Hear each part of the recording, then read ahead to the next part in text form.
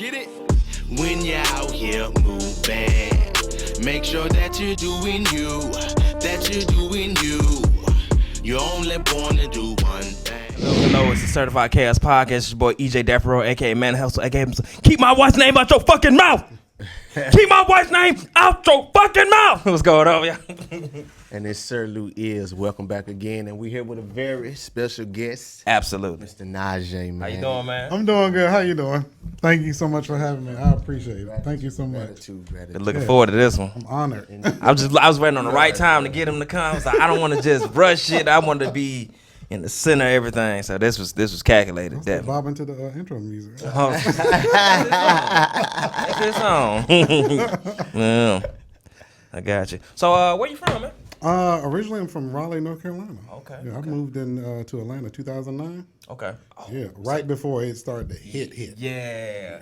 So you caught the last tail end of the old Atlanta. Yes. Yeah. Yeah, I was able to enjoy it before it really Yeah. became. Because if it was the prices, the cost of living, you could, I wasn't here then, but you know what I'm saying, from speaking with E and everybody, and from what you're saying, that's what everybody was saying. Look. You hear the new Atlanta. Yeah. I moved here with, brief story, I moved here with $200 into my pocket. Yeah. When I tell you, I was able to manifest, maneuver, get an apartment. Yeah. But yeah, don't think you can do that now. Nah, and we talking, we talking what? How many years? That's 13 years. Yeah. 13 years, which really shouldn't be that big of a difference. But the jump is, it's phenomenal. It was starting to change 2012, but it really changed about 2016, a little after you got here. Probably like 3 years after you, 2 years after you got here. That's when you started to see this ain't what it used to be. Every time you turn around, there's a new apartment complex going up or something. Talk about it. Lord, Talk about it. I got you. So, what got you into creative art? I've always been like creative. I was the baby of like 4 kids, so I've always been very creative growing up. I got you. I used to draw a lot. Okay. But I've always liked creating characters. And, for sci-fi, being there weren't really many black characters. Got you. I was like, well, let me go ahead and put my hat in it, Oh, so this is something that's been going on your retired life pretty much? Yes. Oh, gotcha. Yeah. Okay. Definitely. So as far as that aspect of it, how can an artist, what would you advise an artist do to kind of pursue that and passion and monetize it or try to help them conduct the business with it? Well, even though it's going to be your craft, look at it as your business. Absolutely. Because you need to set up ways to protect yourself, and that's like LLCs, Licensing, yeah. and then like the Dunners and Brad stuff. It's like a bunch of stuff to really like go through, and then EIN number. That's another one. Definitely. So, and once you get all that taken care of, then you start creating, and then you start looking into ways of like how you can really like registering copyright, trademarks, all that stuff. Once you get through all the paperwork, then you can be like, okay, I'm ready to do this. Let's try making an online store, finding printers, that type of thing. Going on foot to comic book stores. Okay. Like going in there and being like, I would like to put my book in here. That type of thing. So it's more grassroots for us because, independent. Yeah. You don't have the machine behind you, so you got to go out and do that yourself. Pretty much like you handing out CDs from back, back in your trunk. Yeah, hustling. So do you go to these Comic Cons and Dragon Cons and all that? Yes. I even do pop-up shops. Okay. I do as much as possible to put myself in a position where I'm going to be at the table selling my book because you got to get the word out regardless. Yeah, even at like Black Business Expos, it's still a business. It's not just like comic book shop. It's still your business. This is what we do here. Yeah, This is how exactly. We do this, yeah. So, and there might be some people there that be like, oh, I didn't like know. this. Yeah, because you look at what was it, Black Sands? What was it? Yep. Yeah, they was on Shark Tank. Yeah. He been doing it for years, kind of doing the promo. And that's the thing, though. He put himself in front of people who weren't normal comic book people, and that's what you got to do. You got to kind of branch out and go to a different lane sometimes. Absolutely. Right, and that's big. And what you just said, they aren't normal comic book people. Yeah. But what happens is, like you said, this is your purpose. You start this early. So what happens is, when you're rooted in this and you're doing this, you're able to go to these people that necessarily say, well, I'm not interested in comics. but you so rooted in it, you're gonna expand their mind. Yeah. And I know you've seen that a lot. Oh, yeah. These people not even this before you leave, but when you leave out the room, they're like, damn. Yeah. And especially once you hit them with the story, like why you created it. Right. And then some people will come up with their kids and they'd be like, well, I don't read comics, but my kids like comics. And they'd be like, these black characters. And it was like, I got to support. And it was like, yes, please. Because every comic book started the same way in the sense of just somebody had an idea and they jotted it down on paper and they created and formed. Now, let me ask you this. How do you actually properly make a comic book? Lord. I'm gonna tell you this right now. A lot of people think it's just easy. I figured it wasn't. No, it's like a project.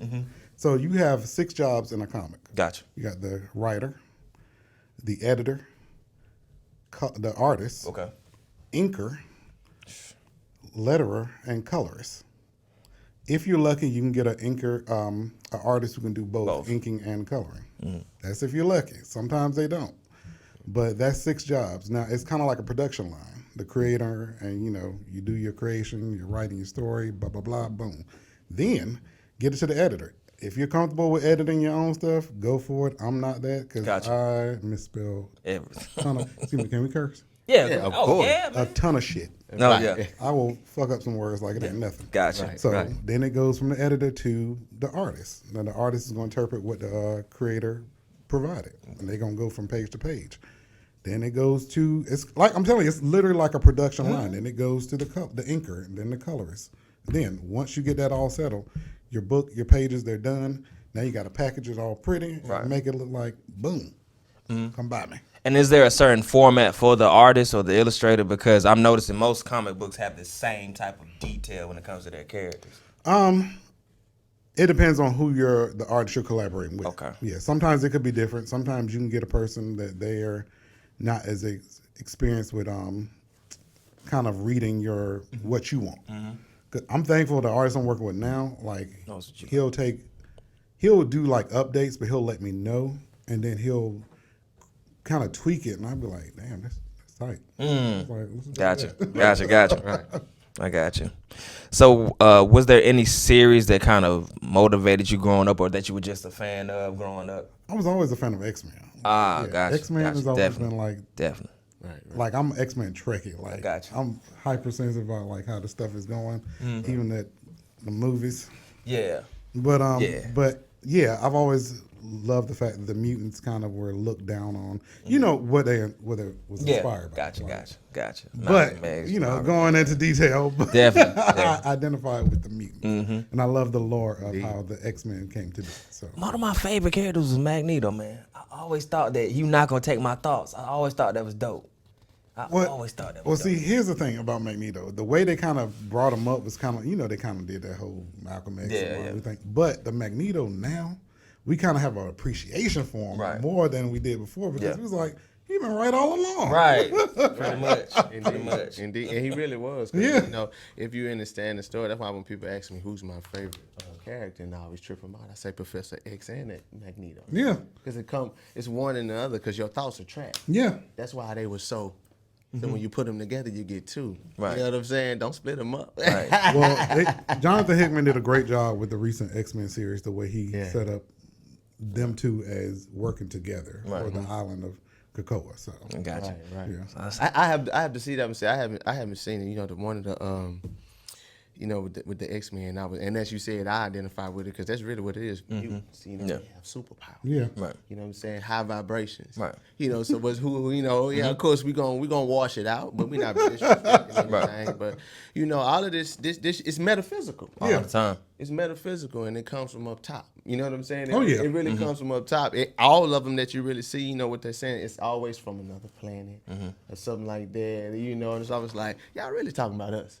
Because if you start looking at, all right, prime example, look at track and field athletes, right? It's a simple task. Yeah. But if you tell somebody to run 100 meters, the average time for a person would be 13 seconds. These people are running this in 9 seconds. Yeah. And still being able to do it again. You got people out here bench pressing 500 pounds. The average person can bench press, 185 maybe? Yeah. So it's all there. It's all, you take it from us, but you you start hearing and you start putting it together and you start saying, oh, that's what we do. There's certain things that happen in this world that you can't explain. And I try not to understand them because it's just a divine purpose for everything. So, Like, why a basketball player is so tall? Like, if you notice anybody that's 6'7", like, why is that not a common thing? You would think that. Nephilim. Right. yeah. So you seeing it and it's like, okay, well, he was supposed to do that. Yeah. Giants. That's why you always ask somebody when they don't play basketball, like, you 6'9" and didn't play basketball? What are you doing? Because even in the ancient days, what they would do is they would give the Giants, they would give them stuff to play with. Keep them busy. Yeah. That way they wouldn't protect what they need to Yeah. protect. That's why they, I respect them. That's why they always goofy. They always goofy. No matter what. They have millions of dollars, but they always goofy. All of them. You know what I'm saying? That's how it is. But they bred, When you see them like in real life, Be playful as hell. you really tall, man. skyscraper. Like, bro, it's really abnormal. Yeah. No So matter we where gave you them go, balls when to you see a bounce tall up and person, down the you court. like, Yeah. that's how you know Keep that them shit. busy. Gotcha. It's like back in the day.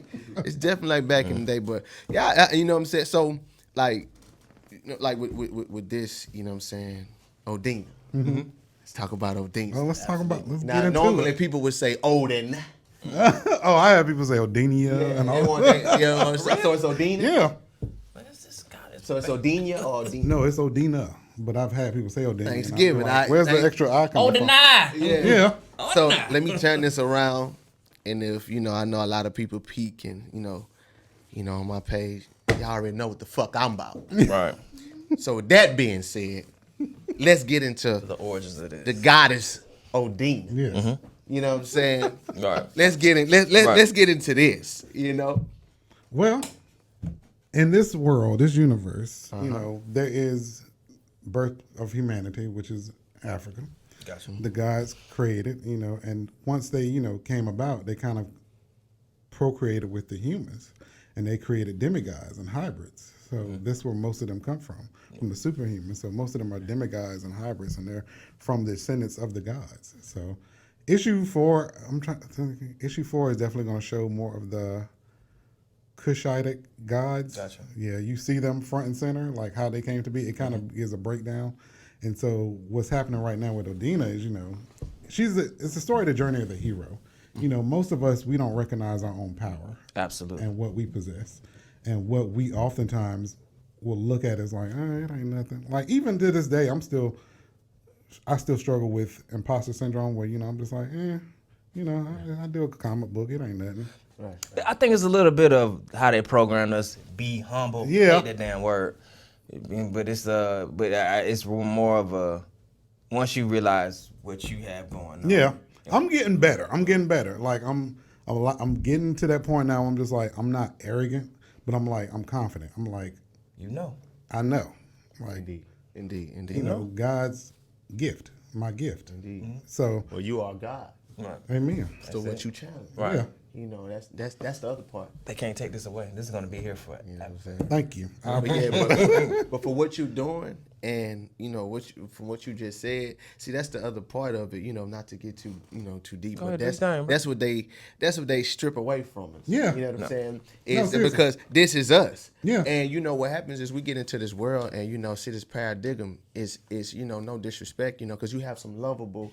What I call them, lovable white people. Fuck it. You have some lovable white people. Yeah. You know what I'm saying? We've all met them. But the thing is, this paradigm has been set up by a whole nother species Yes. of that, which you know about. So, I mean, the thing is, it's like we put here and, we have that to where we have to grow into. Yeah. You know what I'm saying? Yeah, no, seriously. It's a journey. Yeah, and for you to say that, and honestly, you know what I'm saying, I've had that as well, to where you just don't know your power because you think you look at people and you're like, oh, that's ego. Yeah. Egotistical, but you cut off the ego. Yeah. See, that's what it be. Yeah. You cut it off and you're like, wait a minute, I cut the lights off. You Right. know what I'm saying? Completely, like I need something.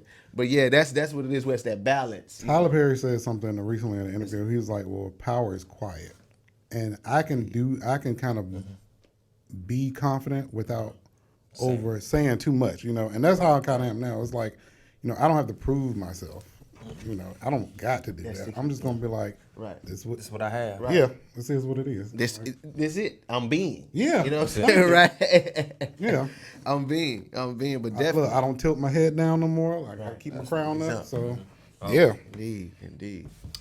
As far as power levels of Odinna, what powers does she possess? She is kind of like Supergirl, where she's high and vulnerable, super strong, can fly. I wanted to give her that edge of, you know, just because she's that on that power scale of a Superman and them, that it's not just, oh, she can do whatever she wants. No, it's still the battle of human, like her versus herself. You know, like I said, you know, is she confident enough to get this job done?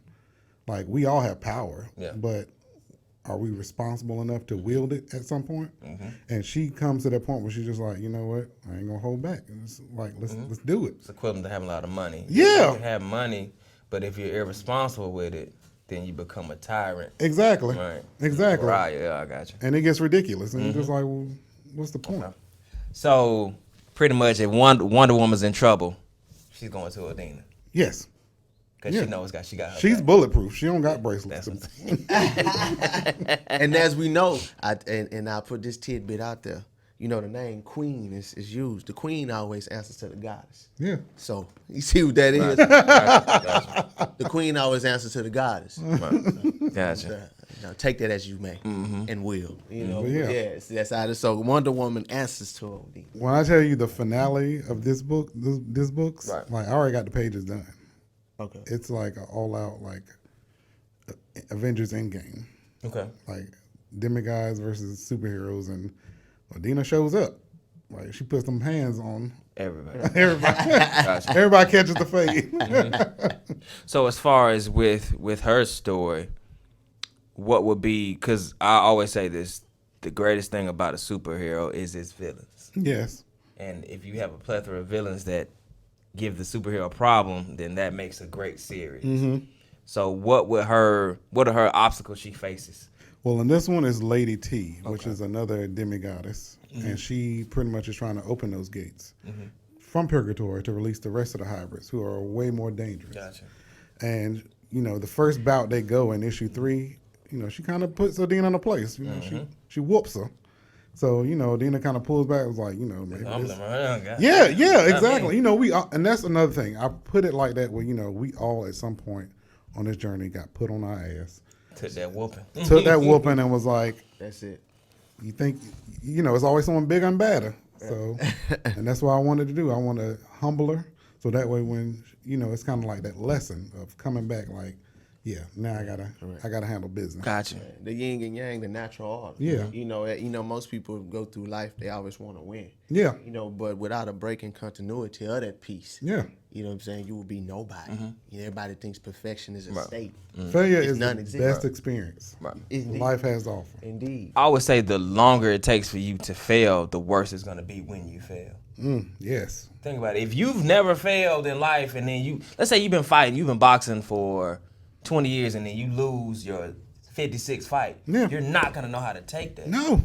But if you lost in the beginning, you're like, well, you know, I didn't have my hardships. All right, I know what it is. It's like a buildup. It's like you learn how to recover quickly from that. Where you get to a point where you're just like, oh, I'm good. I'm allowed the universe to kind of still mold around me, and I'm gonna move. I'm gonna keep my head up and keep on chugging. Because I always say, a cocky person can't handle defeat. A confident person is knowing of it and knows how to handle it. Oh yeah. That's how it goes. So as I definitely. So as far as the whole Concrete Comics world, will there be more crossovers with that? Okay. We actually we were talking about it earlier this week, and we always get on the phone and be like, so what are we gonna do? What are we gonna do? Because you know they keep asking for it because they're all in the same universe. So we definitely gonna get a crossover soon. We're just trying to work out like how we're gonna have the worlds kind of meet up, and we've discussed it. So I would love to say more. But you got to kind of. But Hey, let them tune in. Let them tune That's in. what it's about. But, you know, I'll tell you, if I can, you know what I'm saying, just, you know, be prophetic in a minimal way, if I could. What you doing for this time frame, Yeah. You got me. Yeah. You with me, Doc. You with me. So within this time frame here, for the energy that's here, she back. Yeah. This is gonna be phenomenal. It's gonna be big. You know what? And Seriously. I would just want to say I never Shame. thought I got to a point like right now, or like when I created this character. Because when I created this character, it was like everything was kind of like, well, why don't they have black women as superheroes? And you know, I was gonna make a black man superhero because I was working on a book that was a black man, but then everybody else had, you know, their black man. I was like, but there's no sisters. Right. Kind of like where the women at? You know, we need our queens. You know, and so I was like, well, I'm gonna make a black female superhero, and then I kind of, I mean, like I broke this down. I went over hairstyles. Right. Like costumes. I see she. Right, look, she is whipped. The Like hairstyle that, I got from Fantasia the singer. Okay, she had Come on, man. haircut. You're taking it up and up now. You know what I'm saying? She had a haircut that was similar to that, and I was She like, did. I don't like She that. did. I remember that one. And so, the costume, I didn't want to over sexualize. So so I was. But it is just. I mean, they are who they are. Yeah, well, you what know. I'm saying? But When you got built that. a certain way, it's everything. Yeah. Thank But you. you know what happens is, you know what I'm saying, that the over sexualization of our women who were built like this comes from you know who. Yeah. It's not to make it racist, it's just that shit. They don't want to accept it. During antiquity, there was a lot of savagery going on. Yeah. And looking at our women like, damn, what is that? You know, you know, walk out the bushes like, hold on, wait a minute. You know what I'm saying? Pick them up and, you know, they were fierce, man. They were fierce women. They were. Yeah, they were very fierce. But yeah, so you had the, you know, hairstyles, and you say, and so what else, like wardrobe? You know, so Wardrobe, I had to break it down, like what'll be colors that'll make a character pop. Like, you know, if you stack them up against like the other superheroes, like how would they stand out? Right. And it would be like, you know, common colors like red and blue and that type of thing. So, right. yeah. So